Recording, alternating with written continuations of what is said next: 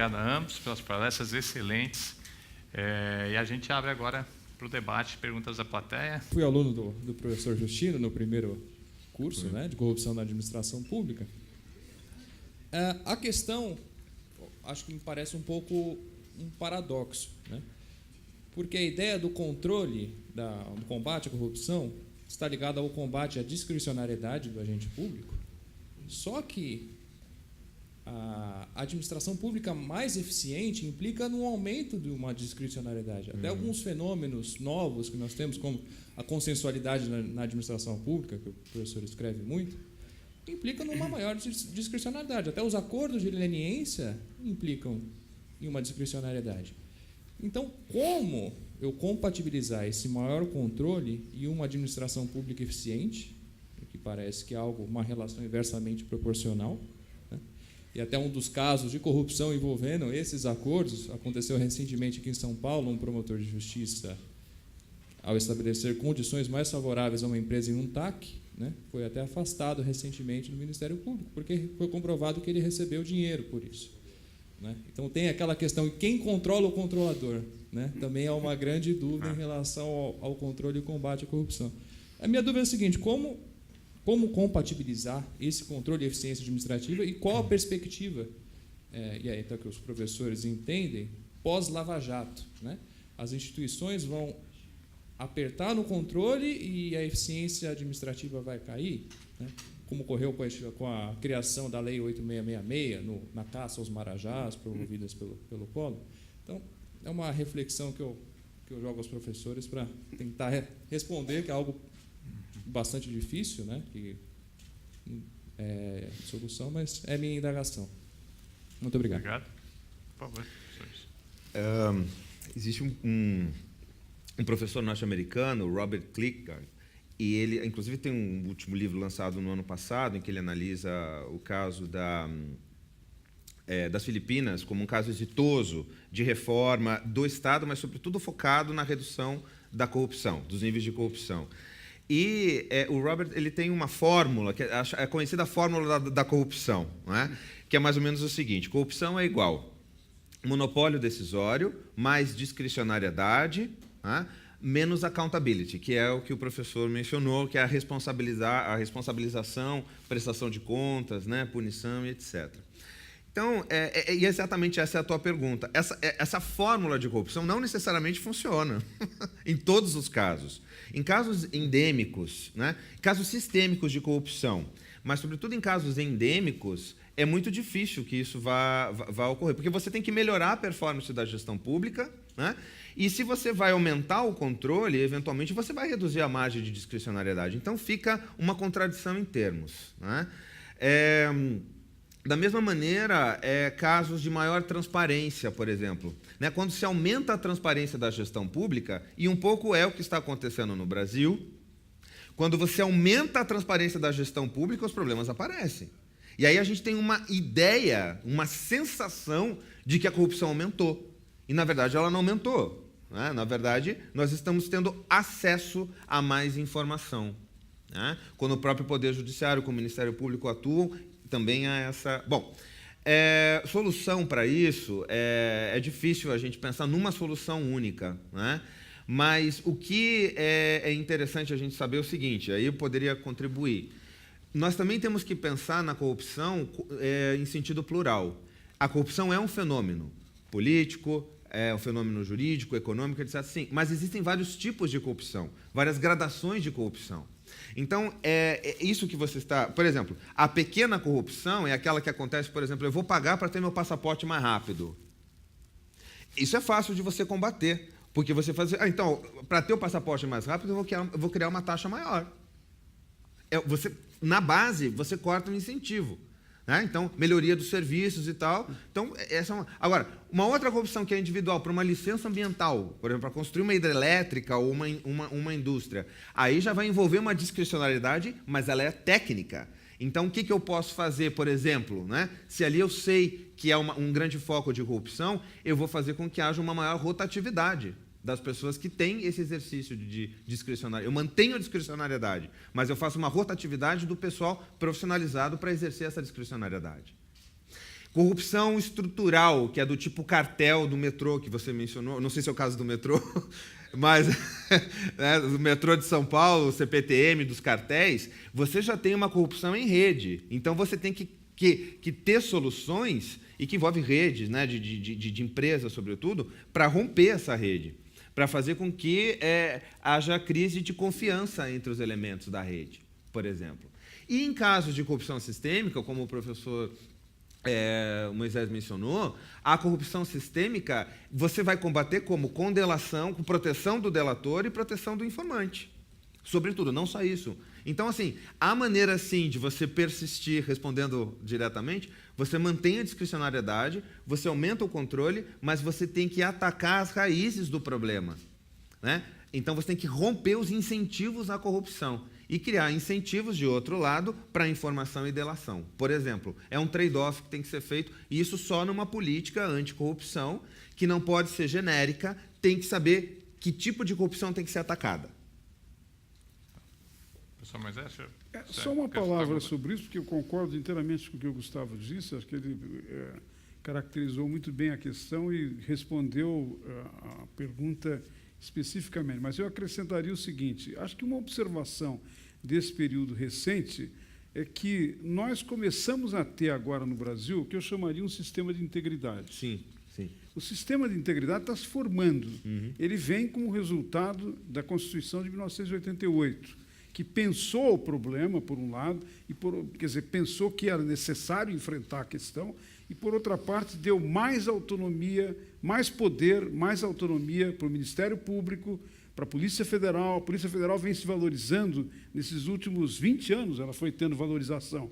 Começou lá atrás, em 2002, 2001, 2002, depois com o Márcio Tomás Bastos se desenvolveu muito mais. Veja, a valorização, no caso, e a ampliação da autonomia implica em que os delegados, hoje, da Polícia, para dar o exemplo da Polícia Federal, ocorre um processo semelhante no Ministério Público, não é?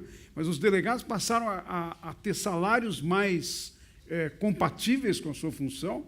Houve um aumento muito grande, em 2002, se não me engano, chegou ao nível dos juízes federais, mas, ao mesmo tempo, os concursos foram muito mais cuidadosos do ponto de vista do ingresso de novos segmentos, não é, nos quadros da Polícia Federal. Então, esse processo de autonomização, independência e, ao mesmo tempo, de valorização profissional, permitiu que você tenha uma camada de delegados, de promotores do Ministério Público, eu diria de juízes também, sim, mais jovens, formados depois do período da ditadura e, de certa maneira, muito mais comprometidos com a perspectiva da democracia e da dimensão republicana da democracia, não é? Então, no caso da questão que foi colocada, acho que muito bem, coloca um problema muito interessante, não é?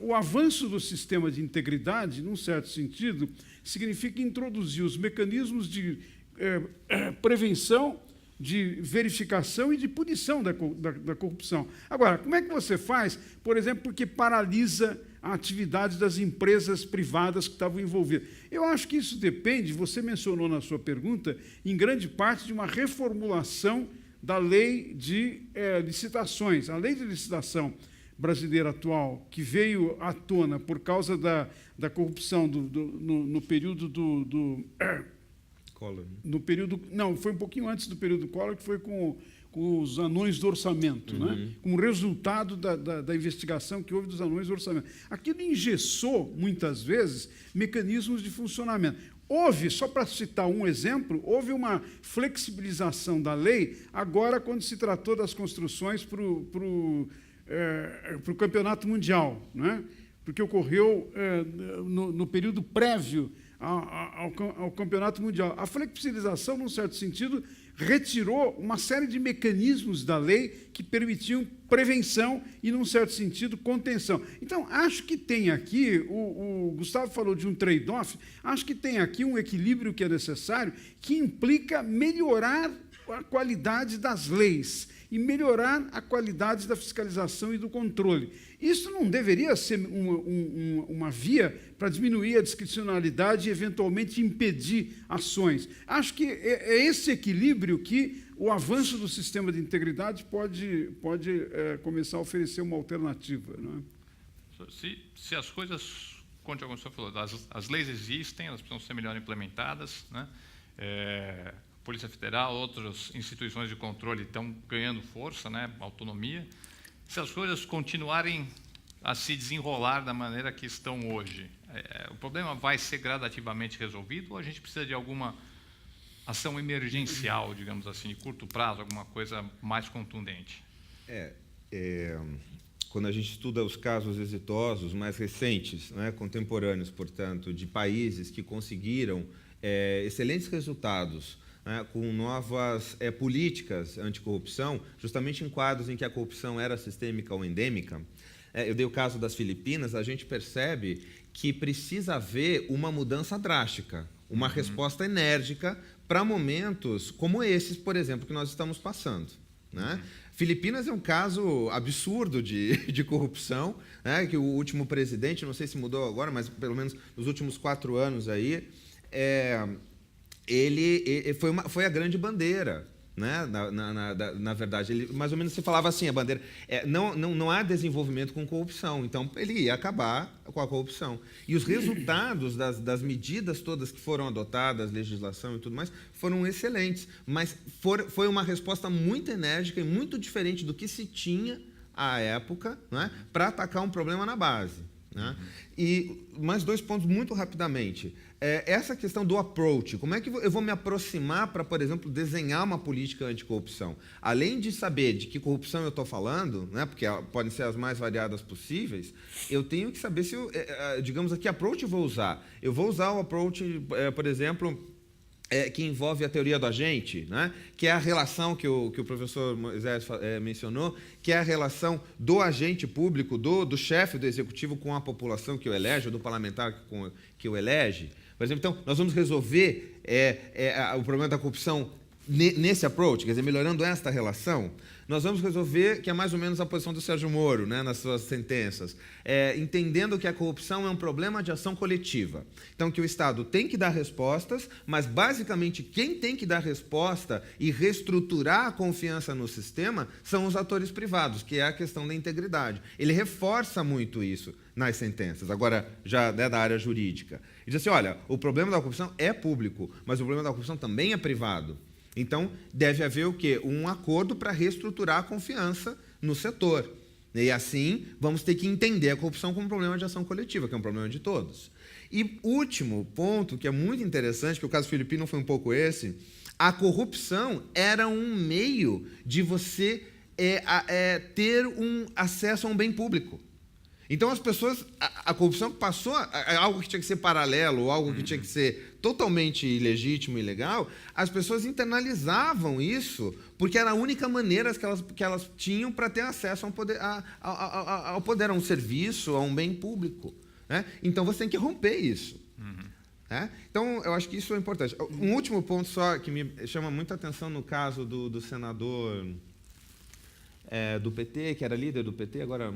Delcídio. O Delcídio, Jucá já é outra história, né? Mas o do Delcídio, e aí, respondendo aí a tua provocação, a maior pressão contrária a esses ajustes no sistema de corrupção,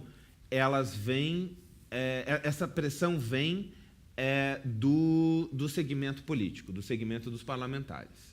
Né? O que aconteceu com a operação Mãos Limpas na Itália, em que você tinha uma força contrária, né, dos parlamentares italianos contra, né, a operação Mãos Limpas, mais ou menos a gente começa a sentir aqui. Né? Então, assim, mudança da lei anticorrupção, que acabou de sair, é de 2013. Então, já mudou com uma medida provisória que é horrível, é péssima. Né? Por medida provisória, nem isso poderia ter ocorrido. Né? E aí você muda toda a lógica que ainda era muito recente dos acordos de leniência. Se alguém me perguntar hoje, a mim, como advogado, você firmaria um acordo de leniência, sustentaria um acordo de leniência com um cliente seu? Não. talvez com o Ministério Público no âmbito da Lava Jato, enfim, porque aí já é uma outra forma. Mas se seguindo a legislação brasileira de acordo de leniência, não, porque é um tiro no pé. Né? Então, assim, perdão, né, acabei me estendendo, mas as reações, elas são contrárias a um bom sistema anticorrupção, elas são, sobretudo, da classe política. E a gente está percebendo isso já acontecendo, né, com tentativas, inclusive, de obstrução de justiça. A prisão do Delcídio, Então, certamente. eu penso que nisso, em relação à sua pergunta, de fato, no grau em que nós chegamos, no panorama que nós chegamos, não é, da natureza sistêmica da corrupção nesse período mais recente, tem que ter uma intervenção dura, como está sendo com a Operação Lava Jato. Veja que, num certo sentido, a Operação Lava Jato está produzindo esse resultado. Não é? Num determinado momento, o novo governo contemplou a possibilidade de colocar no Ministério da Justiça um advogado que era aparentemente advogado do vice-presidente Michel Temer.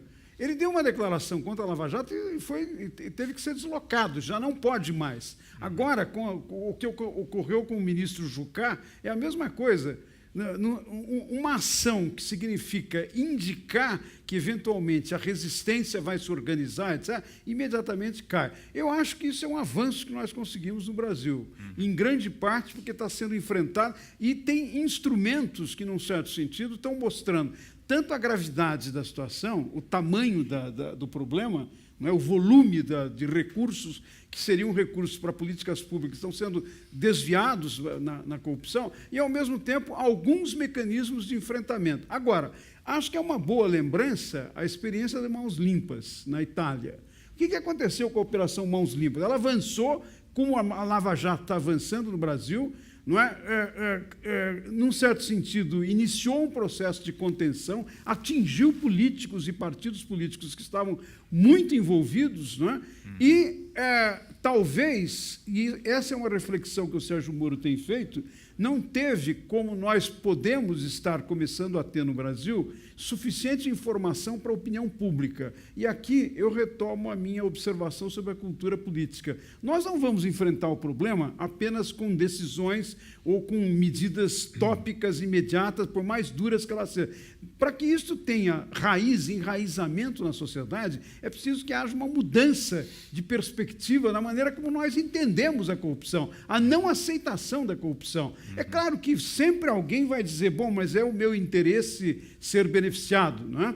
Racionalmente, isso seria uma decisão melhor do que adotar um valor republicano na sociedade. Acho que isto depende de o quanto nós temos leis para controlar, o quanto nós temos funcionamento das instituições e também o quanto nós temos exemplo dos dirigentes. Há uma questão que diz respeito ao debate da qualidade da democracia. A qualidade da democracia depende muito das instituições, depende da participação da sociedade, de uma certa vigilância que a sociedade tem que ter.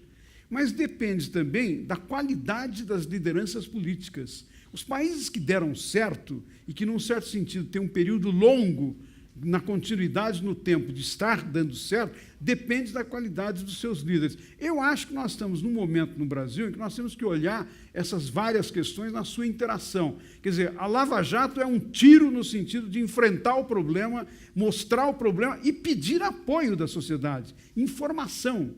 A informação aqui, que talvez não tenha tido na dimensão que começa a ter no Brasil, no caso da Itália, levou a que segmentos parlamentares dos partidos introduzissem leis no parlamento italiano que continha efeitos que a Operação Mãos Limpas queria ter. Nós começamos a ter esse problema no Brasil. Só há uma saída, não é? Que é a resistência da sociedade, que é a informação, o conhecimento e a nossa ação no sentido de não permitir retrocessos nesse processo e nem permitir que haja a introdução de leis no Congresso que ou minimizam a lei anticorrupção, como foi o caso da medida provisória, mencionada pelo Gustavo, nitidamente tem ali um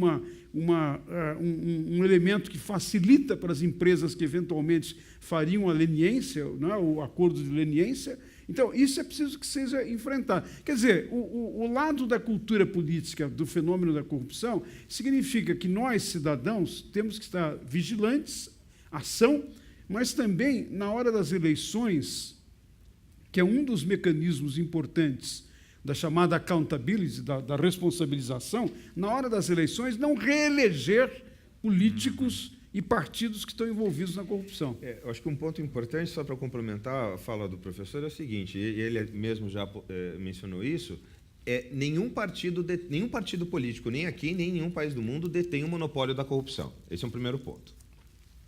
2, alegações de corrupção existem de um partido contra outro, quando o partido está no poder e o outro está na oposição. Mas quando agora nós estamos vendo isso um pouco. Quando da oposição, se é que se pode falar em oposição nesse caso, né, recente, passa a estar no poder, ele vai ser o destinatário das alegações de corrupção.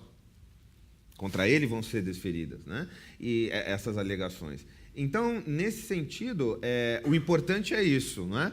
O voto, sem dúvida alguma, é a grande arma que nós temos, e o partido que está no poder, ele tem que se ver obrigado, ele tem que ter o dever de combater a corrupção, com políticas, com legislações boas e assim por diante. E isso somente a pressão popular é que vai realizar. Não é um decreto, não é uma medida, não é a Constituição que vai dizer que tem que ser assim. Somente a pressão popular, e político entende de voto, né? De mandato. A maior pena de um político, eu já trabalho com eles, o medo do político não é ir para a prisão, é cair no ostracismo. E a corrupção leva, muitas vezes, o político ao ostracismo. Tá. Próxima pergunta, plateia. E eu queria saber quais são os passos assim que efetivamente deveríamos tomar nos próximos anos para realizar essa mudança. E eu queria saber se isso, na parte mais jurídica, tem alguma relação com a própria mudança da Constituição, como seria, porque, como você disse, tem muitos problemas partidários no sistema eleitoral que contribuem para a sistematização da corrupção. Então, essa seria uma das perguntas. Tá. Antes de eu responder, a gente está com pouco tempo, só mais 5 minutinhos, então eu vou ter uma outra pergunta e aí a gente abre para as respostas e encerra o evento. Tá? Gostaria de trazer rapidamente, sei que o tempo é curto, um pouco da satisfação que nós, juízes federais, temos com a atuação do colega Sérgio Moro, e os senhores ressaltaram bem a importância dele nesse processo de combate à corrupção. Eu gostaria de trazer à tona novamente o tema da reforma política, porque me parece que é o tema mais importante, a questão do financiamento das campanhas, né?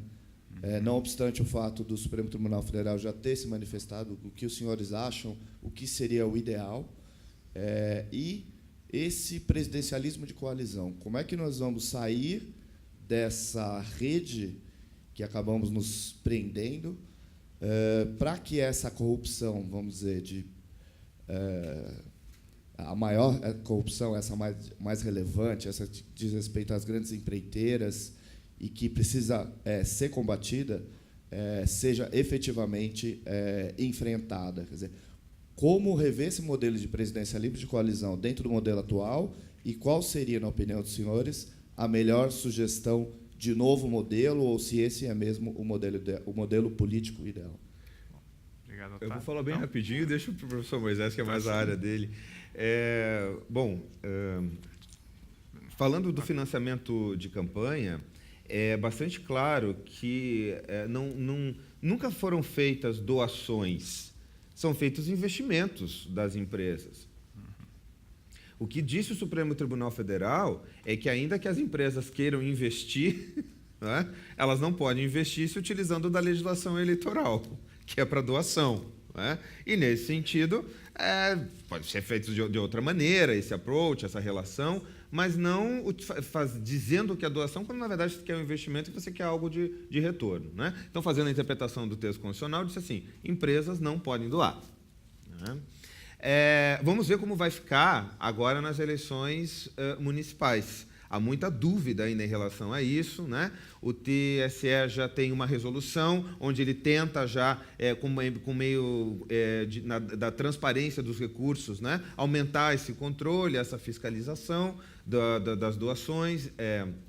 para a campanha, mas efetivamente a gente não sabe muito ainda. Eu acho que não foi o último capítulo. A gente ainda vai ter que aguardar. Aí sim, a segunda parte, né, da sua pergunta também, acho que é da Fernanda, né, que é a questão da reforma política.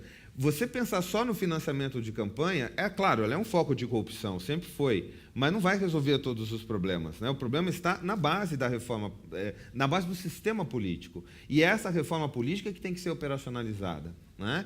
É muito interessante, aqui eu já vou finalizar, quando a gente, não sei, vocês devem ter acompanhado, né, a questão no Senado do impeachment, né, da votação, e aí os depoimentos e as entrevistas dos senadores, sejam eles da oposição, agora, né, que é governo, mas, enfim, não, essa confusão, mas PCdoB, enfim, PT, então você escutava todos os senadores de todos os partidos dizendo isso.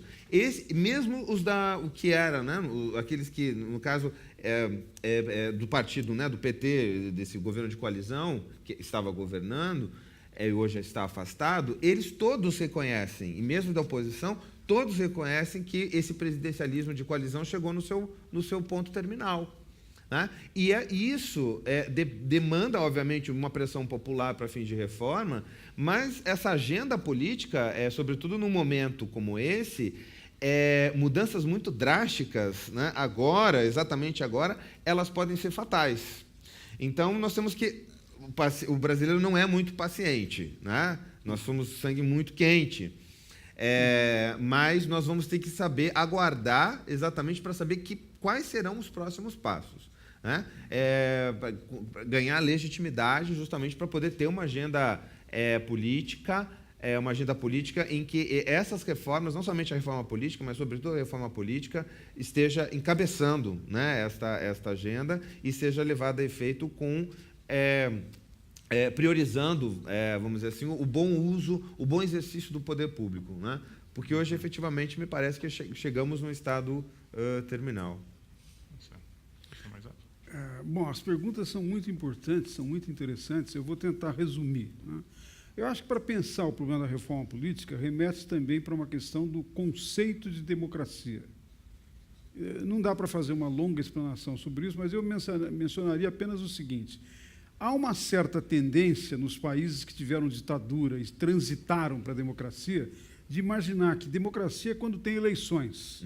Eu acho que é importante perceber que eleições é apenas o ponto de partida em que o eleitor, que na democracia é o soberano, ocupa o lugar dos antigos soberanos, não é?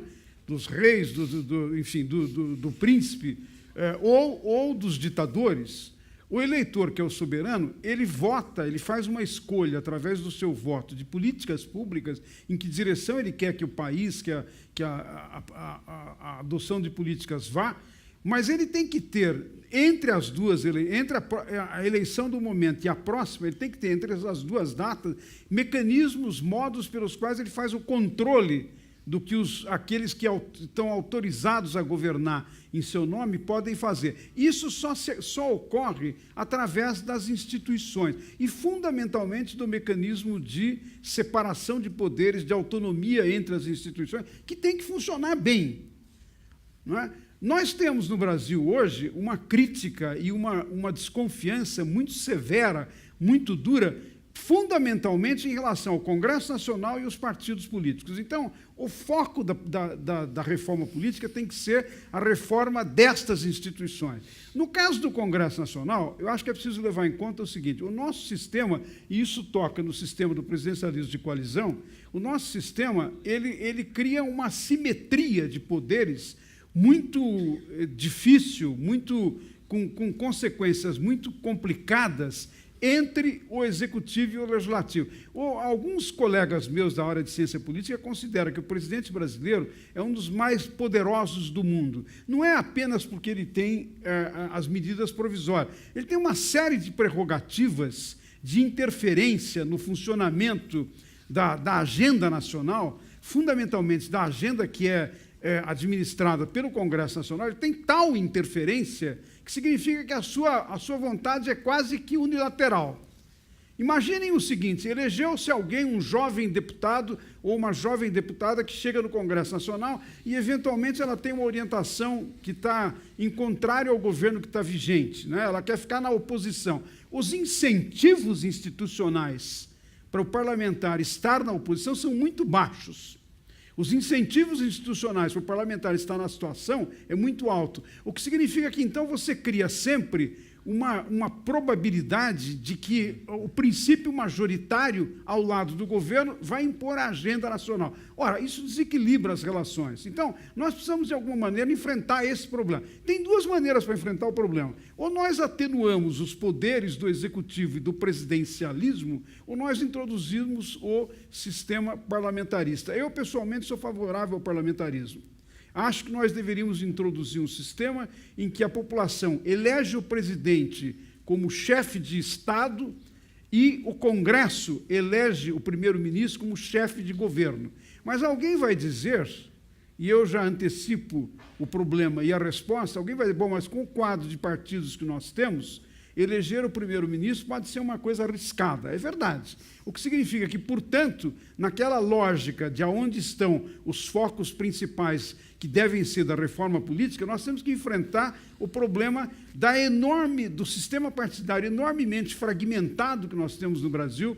É um dos únicos países no mundo em que você tem tanta fragmentação, 35, quer dizer, não tem, evidentemente, 30, 35 concepções de Estado e de sociedade na sociedade brasileira para você ter correspondentes partidos. Os partidos estão utilizando apenas o seu direito de se organizar e de se beneficiar do fundo partidário, do horário eleitoral gratuito e do estabelecimento da sua presença, gabinetes, etc., no parlamento, não é? Para ter benefícios que nem sempre não têm nada a ver com a população, nem muito menos com o programa que os partidos eventualmente apresentar. Na maior parte dos casos, eles não têm nem o cuidado de apresentar um programa diferencial. Então, nós temos que enfrentar isso. A única maneira de enfrentar este problema é introduzindo uma cláusula que, na experiência alemã e de alguns outros países europeus, se chama cláusula de barreira.